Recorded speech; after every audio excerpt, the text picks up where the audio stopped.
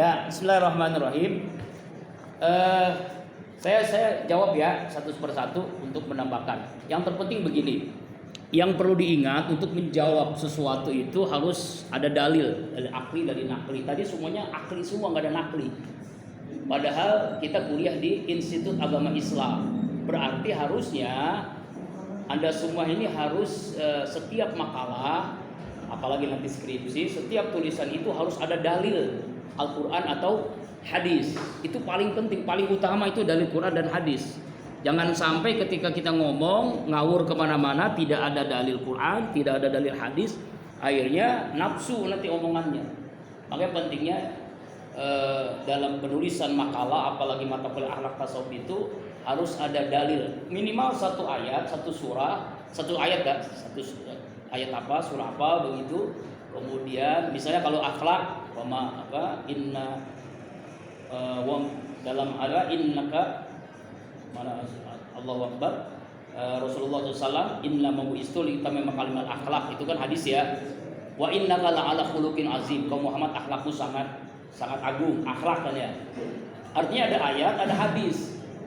Itu harus dikedepankan dalam makalah ya. Karena mata kuliah itu akhlak tasawuf, kecuali mata kuliahnya ekonomi, kecuali hukum pidana umum, nah itu nggak masalah. Tapi kalau mata kuliah akhlak tasawuf itu harus ada dalil, satu ayat, satu hadis minimal. Apalagi kalau banyak begitu ya. Itu jadi menjadi catatan supaya pemahaman kita itu tidak ngawur kemana-mana. Saya akan menjawab satu persatu cara mengendalikan nafsu. Nafsu itu ada 3, saya juga kirim ke NU online ya. Nafsu amarah, nafsu lawamah, nafsu mutmainnah. Nafsu ada 3 ya nafsu ini ya. Nafsu lawamah, nafsu amarah, dan nafsu mutmainnah. Ini dua hal ini nafsu yang buruk. Hanya satu yang baik. Ya Tuhan nafsul mutmainnah, irji'i ila rabbika radiyatan mardiyah. Kita bicarakan kepada hal ini. Tadi ada pertanyaan cinta dengan nafsu. Ya, dalam Al-Qur'an itu surah Ar-Rum 21 itu sering sekali disampaikan ketika apalagi nanti kan calon-calon penghulu. Wa min ayatihi an khalaqalakum min anfusikum azwaja litaskunu ilaiha wa ja'ala bainakum mawaddah wa rahmah. Ya kan? Sakinah. Nah ini kan. Mawaddah itu cinta. Apa? Nafsu ya, fisik, psikologis, fisik. Kalau warahmah cinta. Jadi apa ini? Batin ya, rohani. Makanya nikah itu adalah cara untuk mendapatkan sakinah. Sakinah itu ketenangan. Sakinah kan? Sakinah kan? Untuk mendapatkan ketenangan harus ada 2 caranya, mawaddah warahmah. Nah inilah seringkali orang mengatakan bahwa ada itu fisik. Ya, fisik itu jasmani. Itulah hubungan seksual, biologis, ya kan ya. Kalau rahmah itu kasih sayang. Kalau seseorang yang sudah pernikahannya emas, pernikahan perak, itu nggak mungkin dia mawaddah, lebih banyak kepada rahmah. Masa nenek-nenek aki-aki masih membicarakan bagaimana cara hubungan suami istri yang benar, itu nggak mungkin lah. Lebih pada rohani, rahmah itu. Itu ya. Ini nafsu lawamah, nafsu amarah, nafsu. Bagaimana cara mengendalikan nafsu? Dalam surah Al-A'raf 176 sampai 179. A'udzubillahi minasyaitonir rajim. Bismillahirrahmanirrahim. Wa rusina wa rafa'nahu biha walakinal arda wa tabahawa kama salqal intahmil alaiha has au tatqul ya has. Kami mengendangi manusia tinggi derajat dengan berakhlak mulia. Tapi kebanyakan manusia memperturutkan nafsunya, lawamah dan amarah ini. Maka mereka itu seperti anjing. Seperti anjing. Tadi Allah anjing ya. Tadi itu dari ngomong tadi, ajan tuh Allah anjing gitu ya. Iya. Itu mungkin bukan hanya sekarang. Dulu waktu Ustadz kuliah di YN, waktu itu masih YN namanya. Ya. Ada yang mengatakan YN itu ingkar Allah, ingkar Nabi. Karena memang banyak teman-teman saya ini waktu kuliah itu di Fakultas Usuluddin, jurusan akidah filsafat itu udah gak ada yang sholat. Banyak yang gak sholat, kecuali memang dia benar akidahnya, mantap imannya. Karena untuk apa sholat? Yang penting dia ingat Allah. Nah, sampai seperti itu. Nah, itu kan karena kesalahan dalam pemahaman, kesalahan dalam pendekatan diri kepada Allah. Hanya dengan ingat Allah, eling, gak usah sholat. Kalau begitu Nabi yang paling tinggi imannya kok berhenti sholat? Padahal dia bukan berhenti, malah lebih hebat sholatnya. Bahkan dalam riwayat kakinya sampai bengkak lantaran sholat malamnya luar biasa. Banyak di antara kita yang sering kakinya bengkak. Kenapa? Jatuh dari motor. Tapi kalau ya saya yakin kalau di sini mah kakinya bengkak pasti semalamnya tahajud. Amin ya. Nah, dalam Al-A'raf 176 itu orang yang nafsunya lebih dominan daripada imannya itu sama dengan anjing. Bahkan Al-A'raf 179 ulaika kal an'am bal hum adall. Mereka itu bagaikan binatang ternak, bahkan lebih rendah dari binatang. Makanya di Indonesia ini banyak istilah kebinatangan. Orang yang melakukan kemaksiatan, kezaliman. Coba lihat. Laki-laki mempermainkan wanita namanya apa? Buaya darat. Wanita jual diri namanya kupu-kupu malam. Wanita laki-laki satu rumah tanpa ikatan nikah namanya kumpul.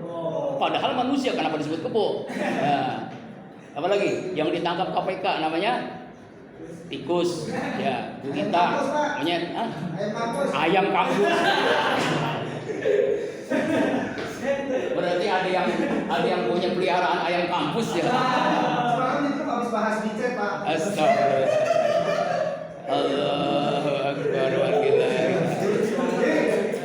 Awal dari materi, Pak. Iya. Ini pengembangannya, Pak. Pengembangannya. Alhamdulillah. Nah, itulah binatang kan? Binatang kan sama dengan binatang. Makanya dominan kita itu bagaimana caranya mengendalikan nafsu? Cara mengendalikan nafsu pertama tadi ya. Ya, cara mengendalikan nafsu otomatis ada namanya mujahadah dalam ibadah. Mujahadah ibadah. Apa mujahadah ibadah? Kesungguhan dalam ibadah. Salat sungguh-sungguh awal waktu berjamaah masjid itu bagi laki-laki ya.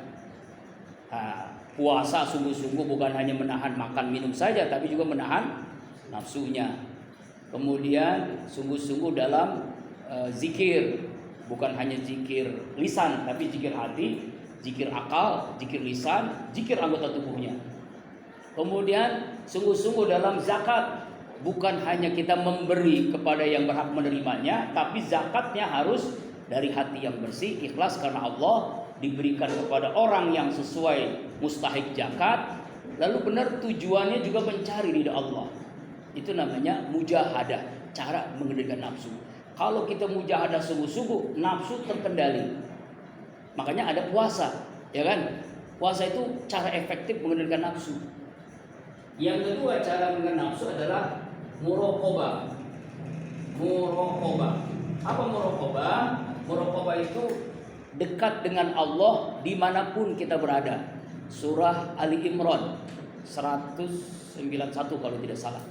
Alladzina yazkuruna Allah qiyamau wa qu'udan wa 'ala junub, yaitu hamba Allah yang selalu ingat Allah dalam posisi apapun, berdiri, duduk, berbaring selalu ingat Allah. Muraqabah. Lalu cara mengendalikan nafsu yang ketiga musahabah.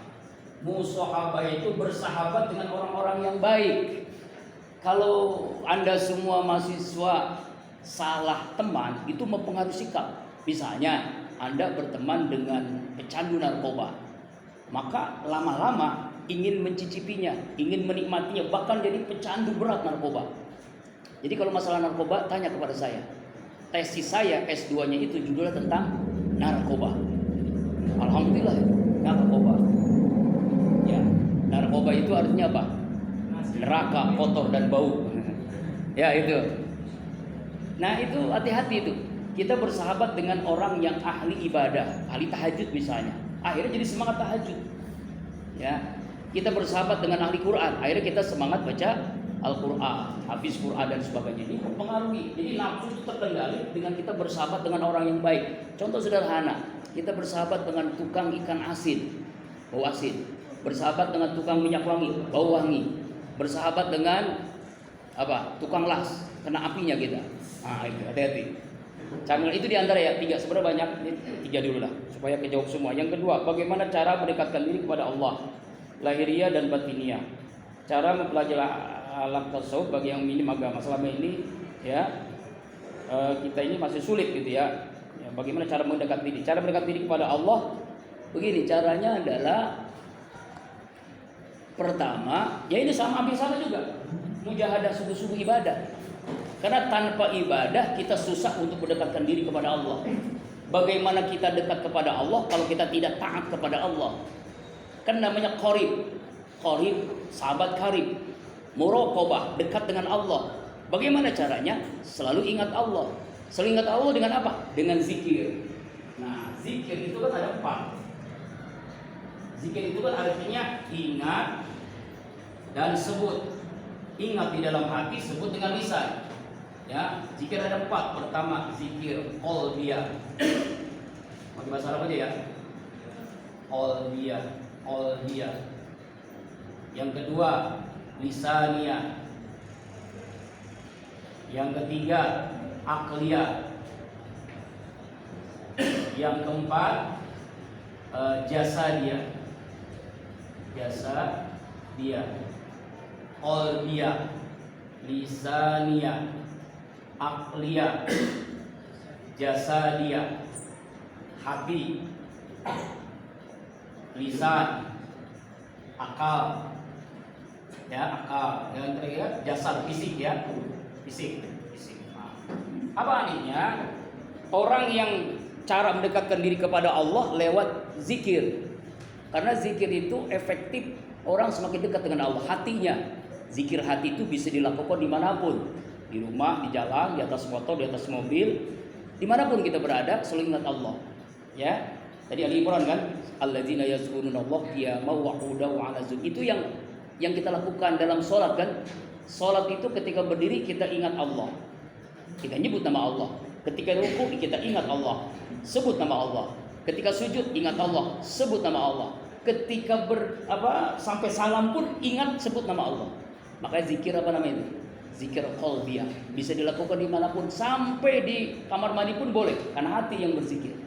Yang kedua, zikir lisaniyah. Lisannya berzikir. Apa lisannya itu?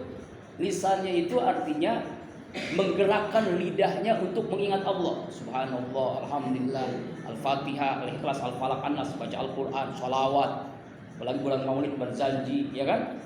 Marawis, adroh dan sebagainya, itu kan ingat Allah dengan lisan.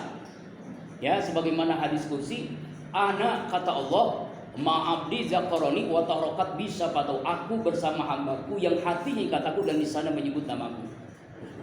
Lisan. Yang ketiga, akliyah, akalnya berzikir. Bagaimana caranya akalnya berzikir? Memahami setiap apapun yang terjadi buat dirinya, buat lingkungannya, buat sekitarnya, itu bagian daripada ketentuan Allah. Orang yang berzikir dengan akalnya tidak mengenal kata susah dalam hidupnya. Semuanya pasti ada hikmah, semuanya ada ilmu. Contoh, kita miskin, di balik miskin Allah sedang menguji kita, sabar atau tidak. Kita kaya, dengan sabar kita, dengan kaya kita menjadi orang yang bersyukur, ya kan? Akalnya berzikir, ya. Apapun yang terjadi, kita berkali-kali menjadi liku-liku laki-laki yang tidak pernah laku-laku. Kenapa? Karena kelakuan. Ya, betul. Karena ada yang begitu kan? Ya cari bujang lapuk. Ya Allah ya Rabbah. Karena banyak. Makanya ada istilah nih. Kalau masih SMA, SMK itu ya SMA sekalian ini tahapannya koleksi. Cari sebanyak-banyaknya teman. Cari sebanyak-banyaknya dikoleksi dulu, tahu. Kemudian kuliah S1. Kalau S1 sudah seleksi yang terbaik, yang paling cantik, yang paling soleha. Nah, ya kan? Belum.